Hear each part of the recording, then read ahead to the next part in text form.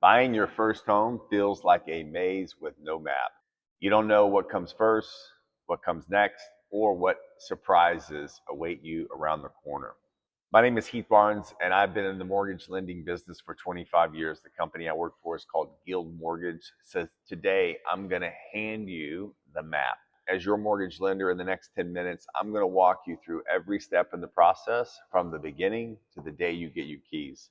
So you finally know exactly what that journey looks like before you even take step number one. Here's why this really matters. Almost all fear around buying a home comes from not knowing the process. Once you see the whole path, the fear begins to shrink because no more surprises, just steps lie ahead. I do this every day, and I promise it's far more doable than it looks from the outside. There are 7 stages in this process. I'll explain each one in plain English, tell you roughly how long it takes, and point out one thing that matters in each step. Save this video. It's one you'll want to come back to. So let's just start from the beginning. Stage 1, get your finances in order and know your number. Before you look at a single listing, you want to know the rough picture of 2 things: how much cash you're going to need to start this process, and what's your monthly payments look like.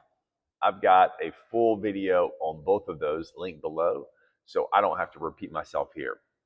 Here's the headline: you probably need far less cash than you think, and the comfortable payment is lower than the max you'll be approved for. Step 2, getting pre-approved. This is the real starting line. A lender reviews your income, credit, assets, and they give you a letter stating what you can borrow.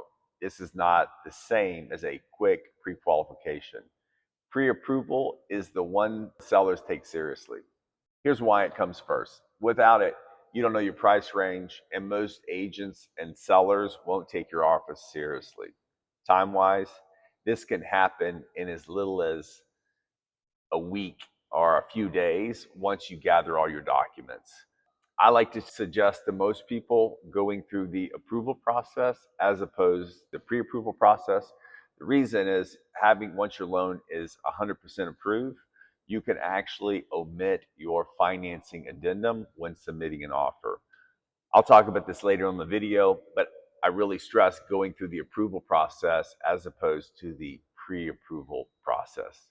The mistake most people make in this journey is they step out, start looking at homes, and they fall in love with someone before they even have a letter. Now you're being more reactive than proactive when submitting that offer. Stage 3, partnering with a great real estate agent and starting to shop.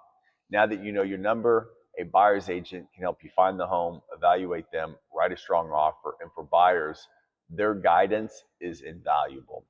This should be the fun part, but make sure you keep your pre-approval handy so that you know what your guardrail is. It's easy to let your heart wander and start looking at homes above your budget. I would suggest when you tour homes, make sure you tour homes in your budget, take notes, pay attention to the whole cost, and remember, 2 homes that have the same price can sometimes be very different in taxes and insurance.